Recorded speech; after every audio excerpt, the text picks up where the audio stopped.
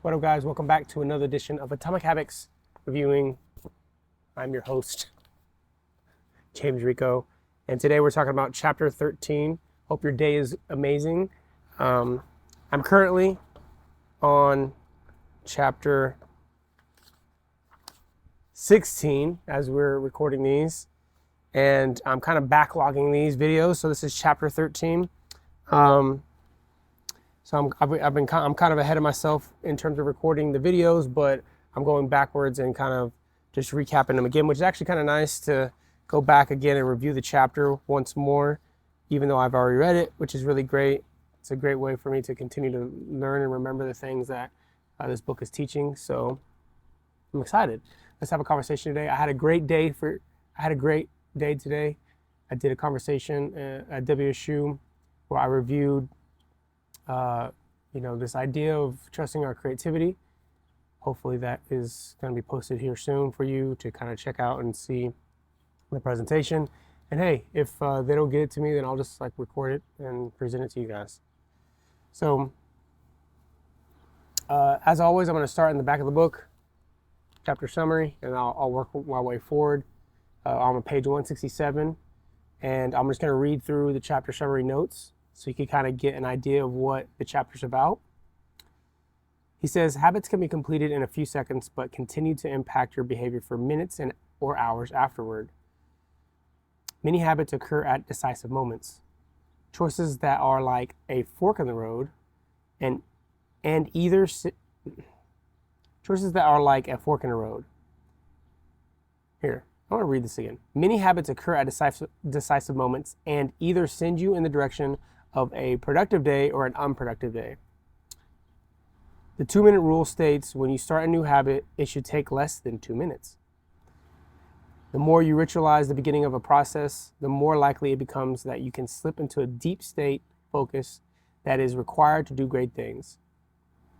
The last thing he mentions is to standardize before optimize. You can't improve a habit that doesn't exist. So those are some of the things that he mentions. I'm going to go back and kind of read some of the highlighted things that I paid attention to while reading. He kind of starts off the chapter talking about Twali Tharp and the fact that she was one of the highly regarded great dancers and choreographers of the modern era. In 1992, she was awarded a MacArthur Fellowship, often referred to as the Genius Grant, and she had spent a bulk of her career touring the globe to perform her original works. She has credited much of her success to a simple daily habit, and that habit was getting in a cab and going to work out at 5:30 a.m. She said, hailing a cab each morning may be a tiny action, but is a splendid example of the third law of behavior change. Researchers estimate that 40 to 50% of our actions of any day are done out of habit. Habits are like the entrance ramp to a highway. They lead you down a path, and before you know it, you're speeding toward the next behavior. It seems to be easier to continue what you are already doing than to start doing something different. Each evening, there's a tiny moment.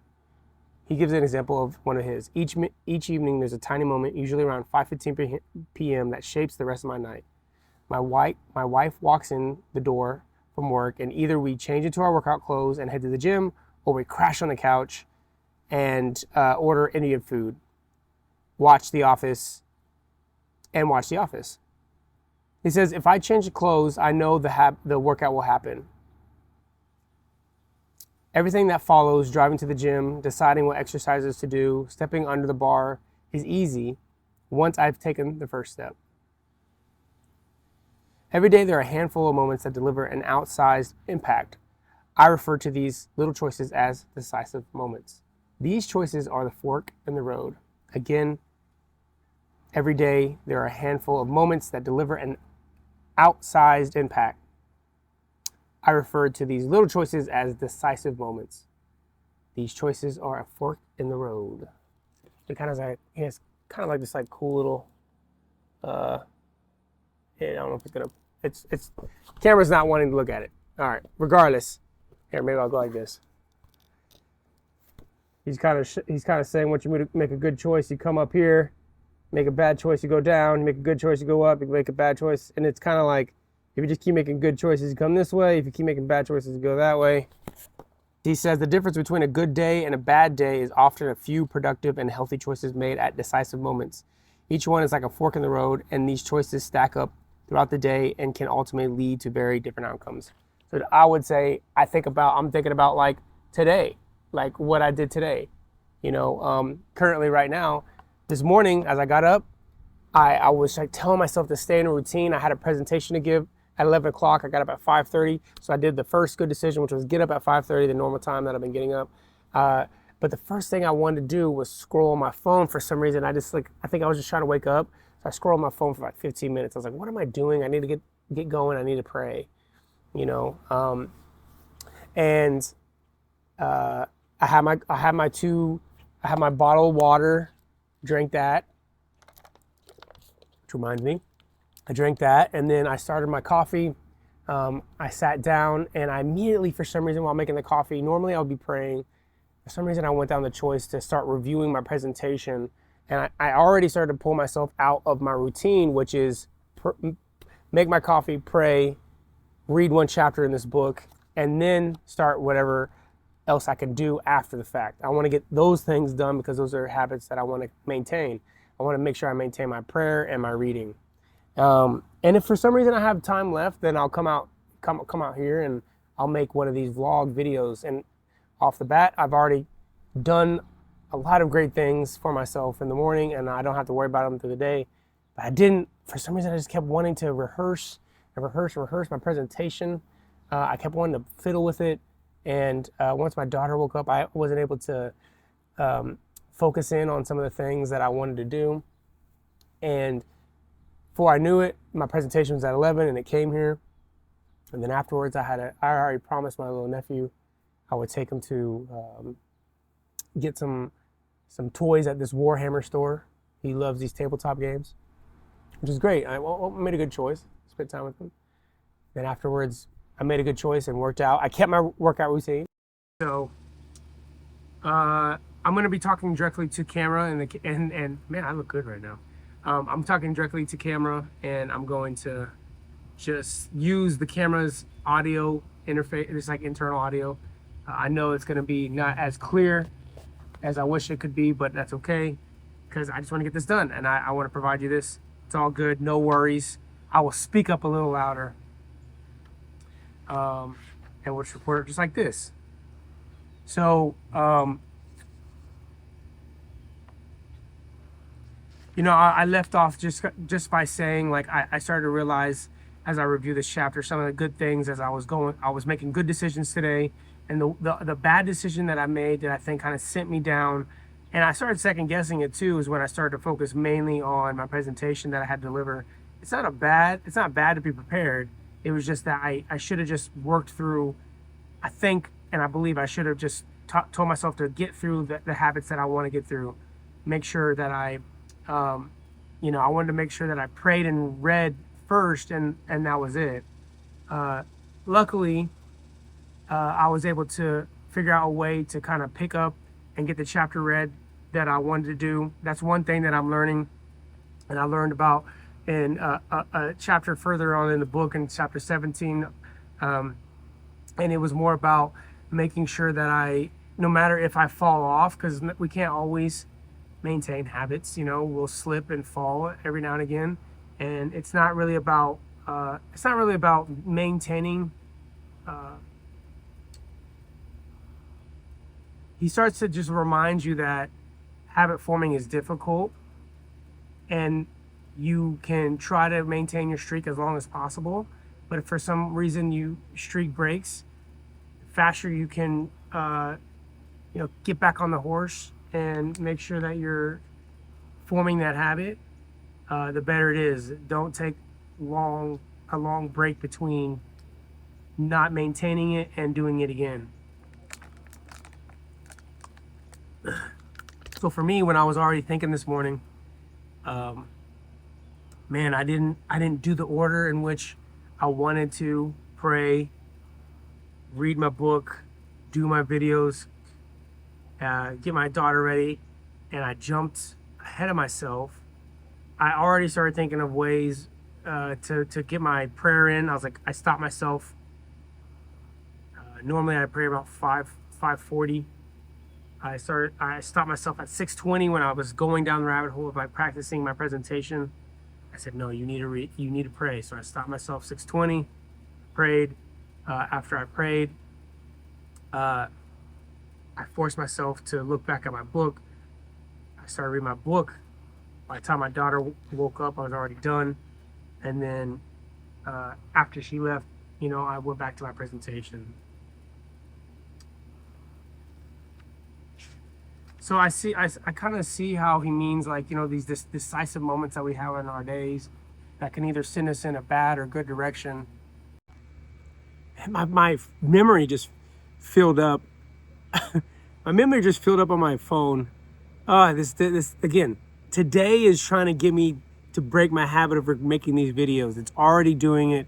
It's already trying to break my habit. Whenever I choose to make a video on my phone, it's because I'm going to do a raw one take and I'm just going to upload it straight from my phone. Now that I have all these breaks in it, I'm going to more than likely get the footage and put it in my DaVinci and export it out from DaVinci. So it's just like one more step in the annoying process. I need to learn CapCut, but I'm going to probably take it in DaVinci and get it all put together.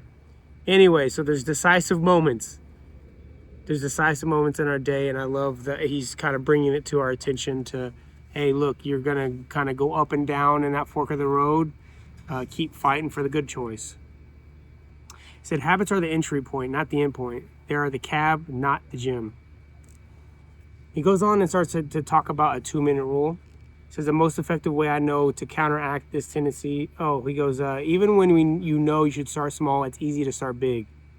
When you dream about making a change, excitement inevitably takes over and you end up trying to do too much too soon. I know that's for a fact with my working out. I try to bust my ass the first week and all of a sudden I'm too sore. He says, the most effective way I know to counteract this tendency is to use the 2-minute rule, which states when you start a habit, it should take less than 2 minutes to do. So for example, if you want to read, then read before bed each night becomes read 1 page. Doing 30 minutes of yoga becomes take out a yoga mat. Studying for class becomes open my notes. Fold the laundry becomes fold 1 pair of socks. Run 3 miles becomes tie my shoe. He says the actions that follow can be challenged. He says a new habit should not feel like a challenge. The actions that follow can be challenging, but the first 2 minutes should be easy. What you want is a gateway habit that leads you down a more productive path. He says to figure these gateway habits out, you should kind of break them down to very easy, moderate, hard, and very hard. For instance, putting on your running shoes is very easy. Walk 10 minutes is easy. Moderate is walk 10,000 steps. Hard is run a 5K.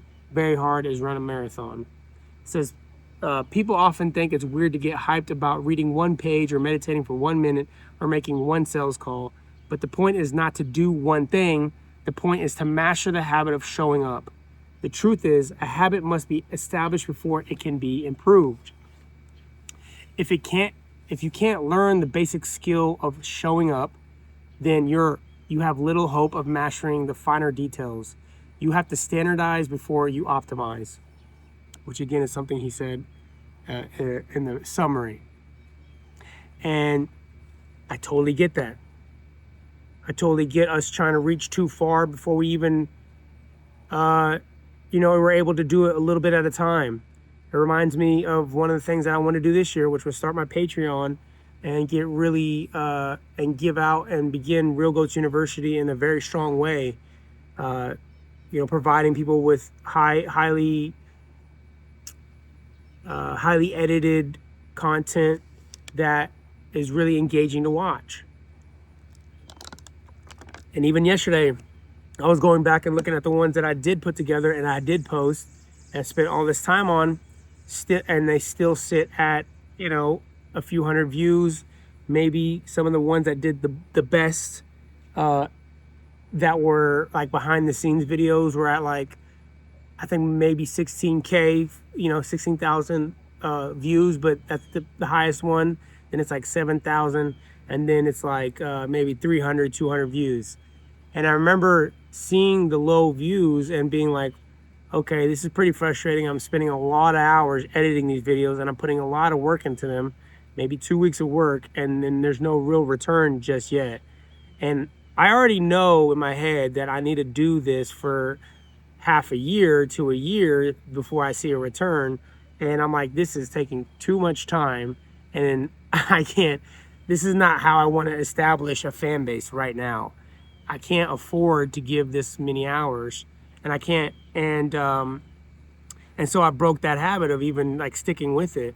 And as I think about it now, it's like stuff that I'm doing here, where I'm just providing as much content as I can every week. I'm almost doing a video every day for the last 8 weeks, going on 9, which has been creating me this habit of just giving you guys information, helping and giving you feedback and positivity in ways that I know is going to help you, because it's helping me. If you follow my journey, if you watch my journey, you understand that I'm working towards big goals. And so I hope that by me pursuing things like this, where I'm reading books and giving it back, you understand that it's coming from a genuine place, and that I'm not just reading this book just to read it. I really want it to work for me, so I think this is a form of education, me sharing my thoughts, my experiences, and it's the easiest form for me to provide you guys with a way to learn. And when I think about that as an example of creating my habit, making it very easy, this is what it is. I'm already understanding that I enjoy the habit, so now I'm going to try to find ways to kind of increase it, make it a little bit, this is very easy right now, maybe, and now I need to start figuring out how to make it just easy, taking that next step. By developing a consistent power down habit, it says, I'm trying to see where, I highlighted some other random things here. One of the last things I highlighted says, it's better to do less than you hoped than do nothing at all. It's better to do less than you hoped than to do nothing at all. Oh, man. He talks about habit shaping. He says at some point, once you establish the habit, you're showing up each day, you combine the 2-minute rule with a technique called habit shaping. To scale your habit back up toward your ultimate goal, start by mastering the first 2 minutes of the smallest version of the behavior, then advance it to an intermediate step and repeat the process, focusing on just the first 2 minutes and mastering that stage before moving on the next level. Eventually, you end up with the habit you originally hoped to build, while still keeping your focus where it should be, on the first 2 minutes of the behavior.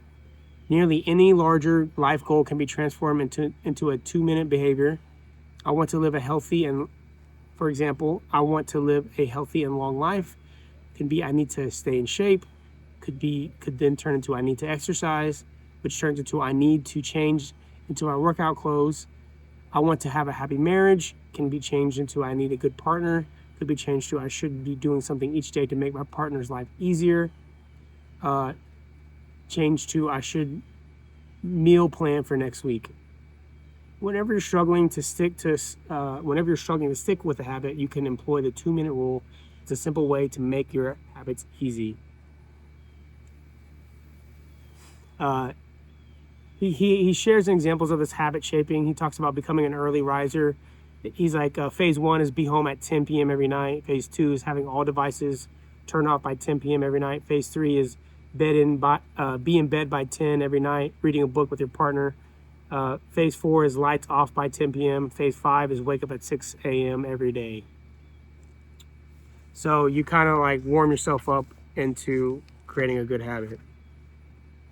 Okay, so again, this chapter was about how to stop procrastinating by using a 2-minute rule, making the habit that you want to create very easy, and then work up to it, just making sure that you're showing up every day.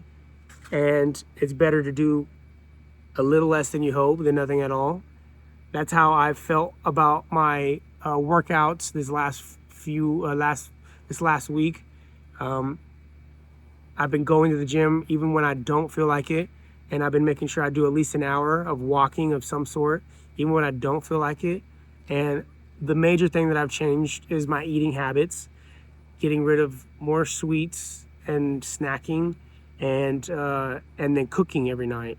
I've been the one the last 2 weeks cooking. Dad's cooking, which is a good thing. I want to relieve stress for my wife, and that's me wanting to be a better partner, a better husband. So that is a habit I'm trying to create, which is better communication, better collaboration with my wife.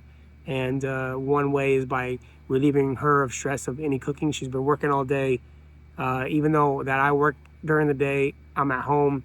I have the ability to maybe give up, a couple hours of my day to sacrifice for her because she has a very stressful job. So, the cooking is also helping my health and her health. So we don't order out. We save money. So this habit stacking, this temptation bundling, this identity calling has helped me so much, and I'm excited for you guys to continue to learn these next few chapters.